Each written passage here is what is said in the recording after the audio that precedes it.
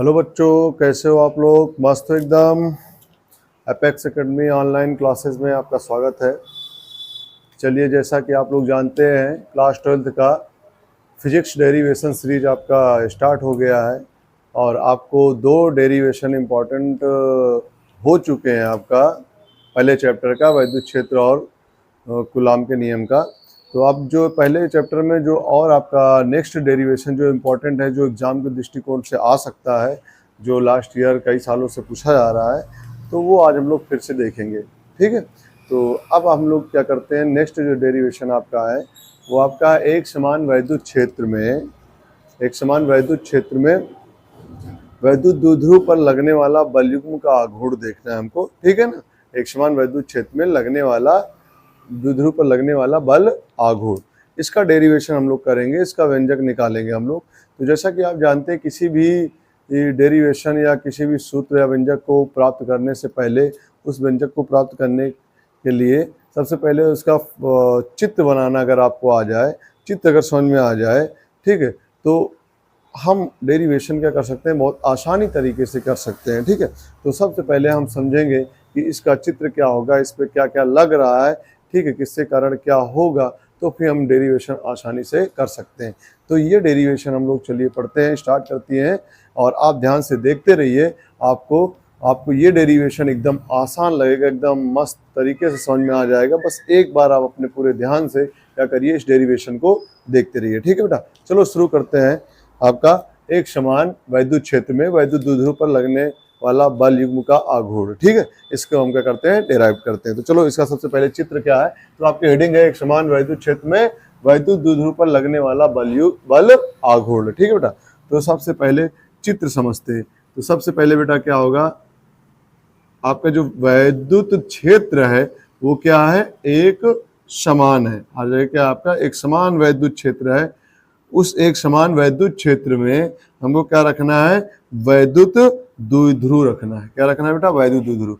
तो हमने यहाँ पे क्या किया, थीटा एंगल पे एक वैद्युत द्विध्रुव को रख दिया। थीटा एंगल पे क्या रख दिया बेटा, वैद्युत द्विध्रुव।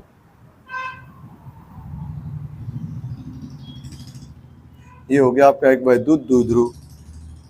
तुम्हारा ये वैद्युत द्विध्रुव आपका माइनस क्यू प्लस क्यू आवेश से मिलकर बना है। ये बिंदु ए हो गया, ये बिंदु बी हो गया।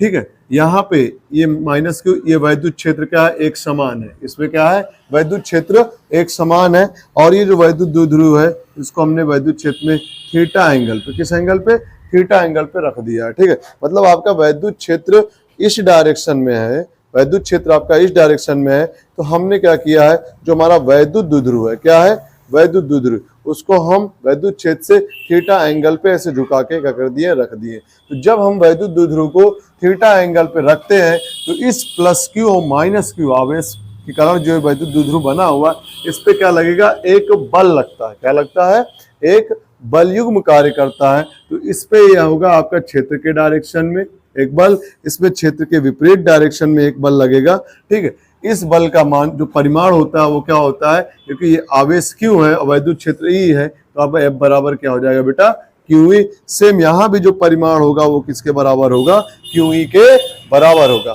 तो आपका ये जो वैद्युत बल, ये जो आपका बल युग्म लगा है इस द्विध्रुव आघूर्ण पे, वो F बराबर क्यू ई के बराबर है। ठीक है, बस केवल क्या है, परिमाण बराबर होगा, लेकिन डायरेक्शन क्या होता है इनका, विपरीत डायरेक्शन होगा। क्या होगा, विपरीत डायरेक्शन। इस द्विध्रुव आघूर्ण की जो लंबाई है वो हमने मान लिया कितना बेटा, 2l है। कितना है, इनकी लंबाई 2l है। अब ये एंगल, अब इसकी क्या करें हम बेटा, ये लंबवत दूरी निकाल लेते हैं। इसकी लंबवत दूरी क्या होगी, वो लंबवत दूरी, इस बिंदु को हमने सी मान लिया। क्या मान लिया, सी मान लिया। तो हमें अगर AC की लंबाई निकालना हो, ये AC की लंबाई, ठीक है, तो AC की लंबाई हम निकाल लेते हैं। तो आप लोग पढ़े हो क्या बेटा, कि आपका साइन थीटा बराबर होता है, साइन थीटा, यहां से देख लो, साइन थीटा बराबर लंब बटे कर्ण होता है। क्या होता है, लंब बटे कर्ण। क्यों साइन थीटा लगाएं, क्योंकि हमें कर्ण मालूम है, हमें कर्ण क्या है, मालूम है, हमें लंब निकालना है, कर्ण मालूम है, और एंगल हमें पता है, एंगल क्या है हमारा, थीटा है। तो हम आराम से साइन थीटा बराबर लंब बटे कर्ण लगा के निकाल सकते हैं। तो यहां से लंब बटे कर्ण हो जाएगा। लंब हमारे पास क्या है बेटा, AC है, और कर्ण जो हमारे पास क्या है, वो क्या है हमारा बेटा, AB है। क्या है, ए बी। ठीक है, तो यहां से ए सी का मान अगर देखें तो ए सी हमारे पास ए सी है और ए बी जो है वो कितना है बेटा 2l है। इस 2l को साइन थीटा में गुणा कर दो तो 2l साइन थीटा बराबर क्या हो जाएगा ए सी। तो ए सी बराबर आपका आ गया 2l साइन थीटा। ठीक है बेटा, ये इसका मान आ गया 2l साइन थीटा आ गया। ये लंबवत दूरी जो है इनकी क्या आ गई 2l साइन थीटा आ गई। ठीक है, तो ये आपका चित्र बनके तैयार हो चुका है। ठीक है, अब क्या करते हैं, चलते देखते हैं कि इस द्विध्रुव पर ये आपका जो है क्या है, जो वैद्युत क्षेत्र है और इस वैद्युत क्षेत्र में हमने क्या किया है, द्विध्रुव को थीटा एंगल पे रखा है। तो जब थीटा एंगल पे रखते हैं तो इस पे क्या लगता है, एक बल युग्म का गुण बल युग्म कार्य करता है। वो बल युग्म क्या करेगा, इस द्विध्रुव को घुमाकर हमेशा क्षेत्र के समांतर करने का प्रयास करता है। तो ठीक है, जब इसको क्षेत्र के समांतर करने का प्रयास करेगा तो इस पे क्या लग जाएगा, कि बल युग्म का आघूर्ण। वही बल युग्म का आघूर्ण हमें क्या करना है, निकालना है, उसका व्यंजक प्राप्त करना है कि इस पे कितना बल युग्म का आघूर्ण लग रहा है। ठीक है, तो क्या करते हैं, चलो बेटा, तो सबसे पहले माना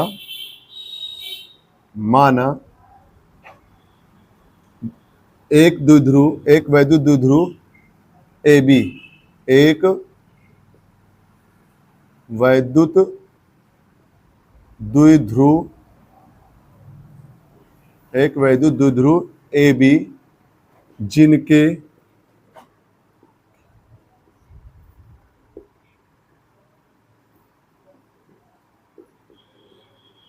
जिनके बीच की दूरी 2l है तथा -q और +q आवेशों से मिलकर बना है तथा एक समान वैद्युत क्षेत्र में थीटा कोण पर रखा हुआ है, थीटा कोण पर झुका हुआ है। अब क्या करना है, इतना तो हमने यहाँ पे मान लिया। ठीक है, अब जब ये थीटा कोण पे झुका होगा तो इस वैद्युत क्षेत्र पे, इसमें क्या है, वैद्युत क्षेत्र क्या है, एक समान। ये जो वैद्युत क्षेत्र है वो क्या है, एक समान है और इस पे क्या है, द्विध्रुव थीटा एंगल पे लगा हुआ है। तो इस थीटा एंगल के कारण इस पे क्या होगा, जो बल युग्म लगेगा, ये एफ ये इस पे जो बल युग्म लग रहा है, ये बल युग्म हमेशा क्या करेगा, इसको घुमाकर इस क्षेत्र के समांतर करने का प्रयास करेगा। बल युग्म घुमाकर इसको क्या करेगा, क्षेत्र के समांतर करने का प्रयास करेगा। तो ये जो बल युग्म लगा है, जब इसको घुमा के क्षेत्र के समांतर करने का प्रयास करेगा तो इसमें क्या आएगा, घूर्णन आएगा, ये घूमेगा अपने स्थान से। तो वही बल आघूर्ण हमें निकालना है। तो बल आघूर्ण बराबर आप जानते हो क्या होता है बेटा, बल आघूर्ण बराबर होता है बेटा बल गुणे दोनों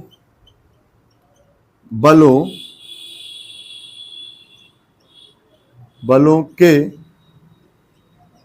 क्रिया रेखा के बीच की लंबवत दूरी। कौन सी दूरी, बीच की लंबवत दूरी, क्रिया रेखा के बीच की लंबवत दूरी हमें लेना है। तो दोनों बलों के क्रिया रेखा के बीच की लंबवत दूरी। ठीक है, तो यहां से टाउ बराबर हो जाएगा, बल आघूर्ण को किससे लिखते बेटा, टाउ से। टाउ बराबर बल हमारा हो गया एफ और इंटू दोनों बलों की क्रिया रेखा के बीच की दूरी। अब दोनों बलों की क्रिया रेखा के बीच की दूरी देखना है। तो एक बल आपका ये लगा है, दूसरा बल ये लगा है। अगर हम यहाँ पे अगर देखें बेटा, अगर हम यहाँ पे देखें तो अगर हम अपनी आंख यहां से अगर हम अपनी आंख को यहां से आगे की तरफ से देखते हैं, कहां से देखते हैं बेटा, यहां आगे की तरफ से। मान लो ये आपकी आंखें हैं, ये आपकी आंख। अगर आप यहां से देखते हो, ठीक है, यहां से आपने देखा, तो ये जो आपको बल दिखेगा, इसका जो चित्र होगा, ये दोनों बल, ये आप अगर सामने से आप देखते हो तो ये जो चीजें हैं, इसका स्ट्रक्चर पर्दे इधर पीछे कैसे बनेगा, वो कुछ आपका ऐसे बन जाएगा। क्या बन जाएगा, इधर आपका बल F और इधर आपका बल क्या होगा, इधर ये ये बन गया आपका, ये हो जाएगा ए, ये हो जाएगा बी, ये आपका प्लस क्यू और ये माइनस क्यू, ये इधर आपका एफ लगा। तो ये हो गया लंबवत दूरी। ये क्या हो गई? लंबवत दूरी, मतलब ये वाली दूरी, ये जो दूरी आ रही है ये लंबवत दूरी। और ये आपका क्या हो जाएगा यहां से, मतलब ये बी पॉइंट नहीं दिखेगा, ये सी पॉइंट दिखेगा। कौन सा पॉइंट दिखेगा? ए पॉइंट दिखेगा, और ये चीज आपका सी पॉइंट, मतलब ये लंबवत दूरी। तो ये आपका क्या हो जाएगा? ए सी, और ये कितना है? 12 साइन थीटा है। कितना है बेटा? 12 साइन थीटा। ये यहां से यहां तक की जो दूरी है 12 साइन थीटा। तो यहां से लंबवत दूरी जो आपकी आ जाएगी वो क्या आ जाएगी? एसी आ जाएगी। यहां से यहां तक वो क्या आ जाएगी बेटा? एसी आ जाएगी। तो यहां से टाउ बराबर क्या हो जाएगा? एफ। एफ बराबर क्या है बेटा? क्यू ई है। तो यहां पे हम रख देंगे Q E into AC. AC हमारे पास कितना निकल के आया? तो एसी आया 12 साइन थीटा। यहां रख देंगे कितना बेटा? 12 साइन थीटा। तो इसको हम ऐसे लिख सकते हैं, टाउ बराबर बेटा क्यू इंटू 12 और ई साइन थीटा। क्या लिख सकते हैं? ई साइन थीटा। ठीक, तो क्यू इंटू 12 ये आपका क्या होता है? ये आपका वैद्युत द्विध्रुव आघूर्ण है। पी बराबर 2QL, मतलब आवेश गुणे दोनों आवेशों के बीच की अल्प दूरी। तो क्या होता है? आवेश और दोनों आवेशों के बीच की अल्प दूरी क्या था? 2L था, इसलिए Q इंटू 2L ये बन जाता है 2QL। तो हम इस 2QL के जगह पे क्या रख देंगे? P रख देंगे। तो टाउ बराबर क्या हो जाएगा? PE sine theta. क्या हो जाएगा? PE sine theta. ये आपका है P बराबर आवेश गुणे दोनों आवेशों के बीच की अल्प दूरी। तो इनके जगह पे हमने क्या रख दिया? P रख दिया। तो आपका बन के आ गया टाउ बराबर PE साइन थीटा। तो ये इस पे, इस द्विध्रुव पर, इस बलयुग्म के कारण जो आपका आघूर्ण लग रहा है, बलयुग्म का आघूर्ण टाउ, वो कितना लग रहा है? P बराबर साइन थीटा लग रहा है। ठीक है, तो ये इस पे आ गया। ठीक, तो अब इसकी क्या है? ये आपका प्रूफ हो गया। इतना ये आपका बहुत आसान सा था, आप इसको कर सकते हो। ठीक है, बाकी जो ना समझ में आए वो आप कमेंट सेक्शन आने वहां से पूछ लेना। लेकिन अब इसमें 2-3 स्थितियां चलती हैं। 2-3 स्थितियां ये कि अगर हम इसको थीटा पे न रखकर क्या कर दे? क्षेत्र के समांतर रख दे।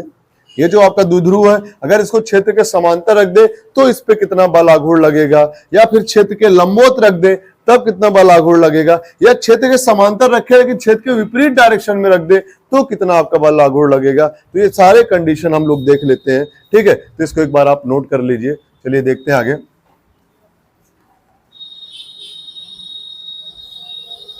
चलो देखो ना, तो पहला विशेष स्थितियां। विशेष स्थितियां, विशेष स्थितियां। पहला बेटा, यदि वैद्युत द्विध्रुव, वैद्युत द्विध्रुव, यदि वैद्युत द्विध्रुव को वैद्युत क्षेत्र के समांतर तथा क्षेत्र के ही दिशा में, क्षेत्र के ही दिशा में रखने पर, जब क्षेत्र की दिशा में रखोगे तो आप ध्यान से देखो बेटा, ये आपका वैद्युत क्षेत्र है। ये क्या आपका वैद्युत क्षेत्र है। अगर हम वैद्युत क्षेत्र ये है और ये आपका वैद्युत द्विध्रुव था, इसको हम क्षेत्र के समांतर, समांतर ये हो गया, तो हमने क्षेत्र के समांतर क्षेत्र के ही दिशा में रख दे तो इनके बीच बनने वाला जो एंगल होगा वो कितना होगा? इनके बीच बनने वाला एंगल, तो इनके बीच बनने वाला एंगल क्या है? 0। पहले एंगल थीटा था, अब क्षेत्र के समांतर क्षेत्र के दिशा में हो गया तो एंगल क्या हो गया? 0 हो गया। तो यहां से थीटा क्या आ जाएगा बेटा? 0 आ जाएगा। तो यहां से टाउ बराबर क्या होता है? P sine theta. यहां से थीटा रखोगे कितना? 0 अंश। तो यहां पे टाउ बराबर क्या आ जाएगा? P साइन 0 अंश। और साइन 0 का मान आप बचपन से जानते हो क्या होता है बेटा? 0 होता है। तो टाउ बराबर क्या आ जाएगा? 0। कहने का मतलब क्या हो गया? टाउ का मान क्या आ गया? 0 आ गया। टाउ का मान 0 आने का मतलब यह है कि अगर हम वैद्युत द्विध्रुव को अगर किसी वैद्युत क्षेत्र के समांतर अगर रखते हैं, ठीक है, तो आपका क्या होगा? उस पर लगने वाला जो बल आघूर्ण होगा उसका मान क्या होगा? 0 होगा। मतलब कहने का मतलब कि उस पर कोई बल आघूर्ण नहीं लगेगा। ठीक है ना? मतलब अगर हमने इसको क्या कर दिया? क्षेत्र के समांतर रख दिया तो इस पे कोई बल आघूर्ण कार्य नहीं करेगा। क्यों? क्योंकि आप सामने देख सकते हो बल आघूर्ण का मान क्या आ गया है? 0 आ गया। तो आप यहां लिखोगे इस स्थिति में, इस स्थिति में कोई बल आघूर्ण कार्य नहीं या कोई बल आघूर्ण नहीं लगेगा, कोई बल आघूर्ण नहीं लगेगा। ठीक है, तो यहां पे कोई बल आघूर्ण नहीं लगेगा। तो ये आपका पहला कंडीशन था, जब क्या हो, वैद्युत द्विध्रुव वैद्युत क्षेत्र के समांतर तथा क्षेत्र के ही दिशा में रखा हो, तब इस कंडीशन में जो आपका होगा उस पर वैद्युत द्विध्रुव पर कोई बल आघूर्ण कार्य नहीं करेगा, बल आघूर्ण नहीं लगेगा। आते हैं दूसरा कंडीशन क्या है। दूसरा कंडीशन हमारे पास है, इसको नोट कर लो बेटा। दूसरा कंडीशन हमारे पास क्या है, यदि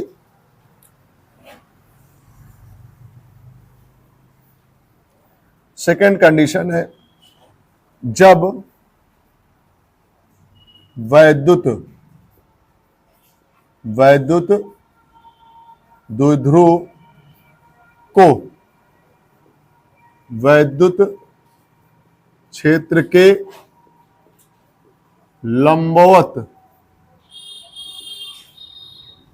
रखने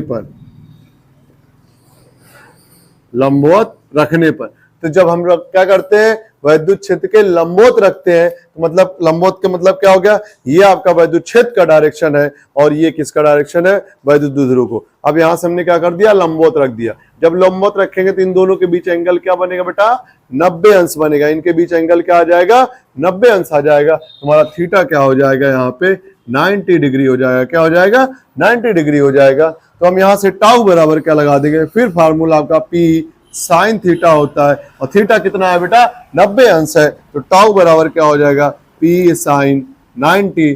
तो साइन 90 का मान कितना होता है बेटा, 1 होता है। तो टाउ यहाँ पे आपका क्या बन जाएगा, मैक्स बन जाएगा। क्या बन जाएगा, टाउ मैक्स बन जाएगा। तो यहाँ से टाउ मैक्स आपका क्या आ जाएगा बेटा, पीई आ जाएगा। क्या आ जाएगा, पीई आ जाएगा। कितना आ जाएगा, मैक्सिमम हो जाएगा, मतलब आपका जो बल आघूर्ण होगा। तो कहने का मतलब ये है कि जब चुंबकीय क्षेत्र वैद्युत क्षेत्र में जब आपका क्या बोलते हैं, वैद्युत द्विध्रुव को लंबवत रखते हैं, तो वैद्युत द्विध्रुव पर लगने वाला जो है बल आघूर्ण वो क्या होता है, मैक्सिमम होता है। और कितना होता है, टाउ बराबर कितना, पीई के बराबर हो जाता है। ठीक है, तो चलो नेक्स्ट हम लोग देखते हैं कि तीसरा कंडीशन क्या है। तीसरा कंडीशन हमारा ये चलता है बेटा कि अगर हम क्या करें, वैद्युत क्षेत्र में वैद्युत द्विध्रुव को वैद्युत क्षेत्र के समांतर तो रखें, बट क्षेत्र के विपरीत डायरेक्शन में अगर रख दें तो क्या होगा। तो अब हम लोग देखते हैं यहां से कि जब वैद्युत द्विध्रुव को वैद्युत क्षेत्र के समांतर, तीसरा कंडीशन शुरू हो गया बेटा कि आपका जब वैद्युत द्विध्रुव को वैद्युत क्षेत्र के समांतर तथा क्षेत्र के विपरीत दिशा में रखने पर, जब क्षेत्र के विपरीत दिशा में रखेंगे, हमारा वैद्युत क्षेत्र ये है और ये आपका क्या है, वैद्युत द्विध्रुव है। सो क्षेत्र के विपरीत डायरेक्शन में लाओगे तो कितना एंगल चलना पड़ रहा है, 180। ये पूरा एंगल कितना आ गया, पहले 0 था, 0 से 90 हुआ, 90 से फिर किधर आ गया, 180।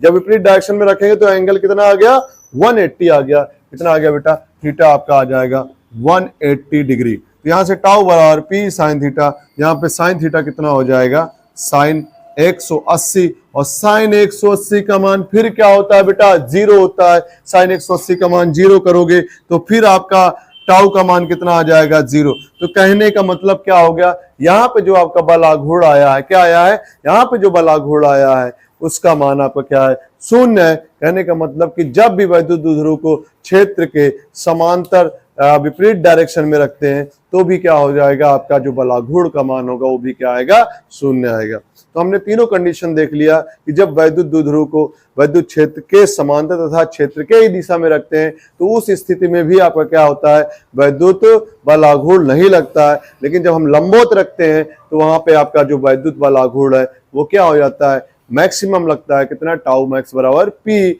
और जब फिर इसी वैद्युत द्विध्रुव को क्षेत्र के समांतर परंतु विपरीत डायरेक्शन में रखते हैं तो उस टाइम भी आपका क्या होता है, वैद्युत बल आघूर्ण जो होता है उसका मान क्या आता है, 0 आता है। मतलब इस स्थिति में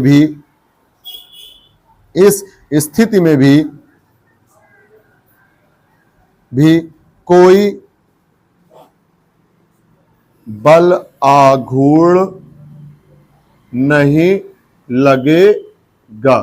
क्यों? क्योंकि यहाँ पे भी टाउ का मान क्या आया है, 0 आया है। तो ये इसके 3 विशेष स्थितियां थी। ठीक है, तो ये आपको आशा करते हैं कि आपको पूरा अच्छे तरीके से समझ में आ गया होगा।